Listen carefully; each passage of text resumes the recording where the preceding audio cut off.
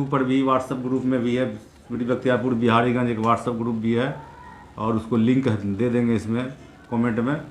तो इसकी बहुत ही आवश्यकता है। कहते हैं ना कि जो जनप्रतिनिधि आपकी बात नहीं उठाता तो सड़क उठाने से वो मिल जाते हैं। हमने जिसको जिता के भेजा, अगर हमारी बात वो संसद में, विधानसभा में चाहे नहीं रखते हैं तो हमारा अधिकार है, लोकतंत्र में, संविधान में ऐसा अधिकार दिया है हर एक जनता को। आप एक समूह बनाइए, एक संघ बनाइए, यूनियन बनाइए, एसोसिएशन बनाइए और उस आवाज़ को लेकर के आप सड़क पर बैठ जाइए तो देखिए यहाँ से दिल्ली तक कैसे सरकारें हिल जाती है।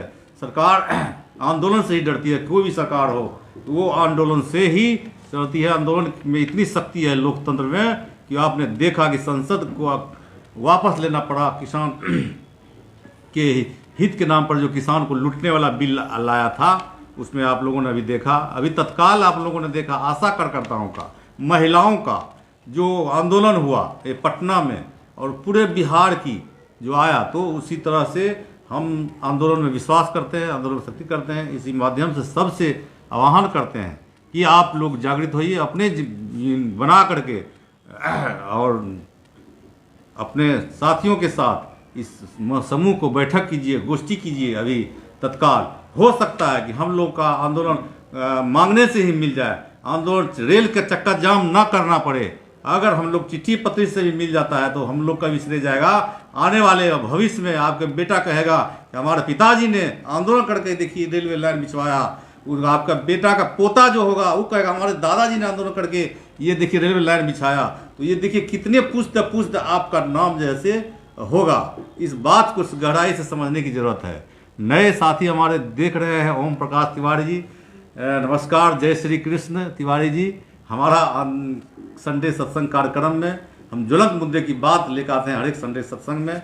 और उसके बाद भागवत गीता जो विश्व का सबसे ज्ञान का ग्रंथ है, हम उसकी श्लोक से उसकी इस सत्संग का समापन करते हैं, सुनाते हैं और उसका तात्पर्य भी बताते हैं कि विश्व का सबसे ज्ञान का ग्रंथ जो है वो श्रीमद् भागवत गीता है।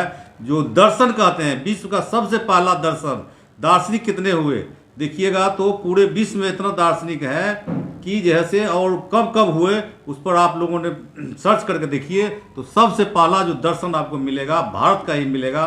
दार्शनिक जो मिलेगा, फिलोसफर जो मिलेगा वो भारत का है। सबसे बड़का वैज्ञानिक समझिए श्री कृष्ण भगवान, चाहे राजनीतिक कहिए, कूटनीतिक कहिए, सबसे बड़ा जैसे वो दर्शन के रूप में भारत को मिला है। लेकिन इसका फायदा दूसरे देश अमेरिका हो, देखिएगा इसका अमेरिका का जो सेंट्रल हॉल यूनिवर्सिटी के नाम से है उसमें श्रीमद् भागवत गीता को अपना सब्जेक्ट के रूप में रखा है। लेकिन यहाँ जो है भारत में इसको जैसे लोग धर्म के ज्ञान के रूप में पढ़ते हैं लेकिन बहुत सारे घर में उपलब्ध नहीं होता है। तो इसको भी पढ़ने की ज़रूरत है। हमारा ये भी एक माध्यम है कि आप श्रीमद् भागवत गीता को घर में रखें और उसको पढ़ें। ना रोज़ पढ़ें, समय ना मिलता हो कोई बात नहीं है, आप संडे को ही। और सबसे बड़ी बात है हमारे संडे कार्यक्रम इसलिए है कि श्री गीता जो भगवान को दिए थे, भगवान ने अर्जुन को जो गीता दिए पढ़े सुनाए हैं, वो रविवार का दिन था और वो लड़ाई का मैदान, मतलब एक तरफ कौरव की सेना है, एक तरफ पांडव की सेना है और बीच में भगवान कृष्ण भगवान जो गीता का ये संदेश दे रहे हैं। तो ये समझिए ये तीसरा भी आदमी था एक सुनने वाला जो बहुत सारे लोग नहीं जानते हैं। और बाकी ने जो श्री हनुमान जी का नाम सुनेंगे जो कहते हैं कि झंडा पर हनुमान जी का भी वास था। तो तीसरा जो सुनने वाला था हनुमान जी भी था उस समय गीता में सुनने के लिए। तो अब आगे की हम इसको करते हैं, हम अपनी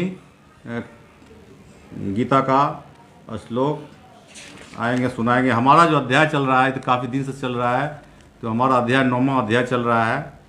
19वां 20वां श्लोक हमारा ख़त्म हो गया है, आज 21वां श्लोक से हम इसको शुरू करेंगे। तो ये 9वां अध्याय है।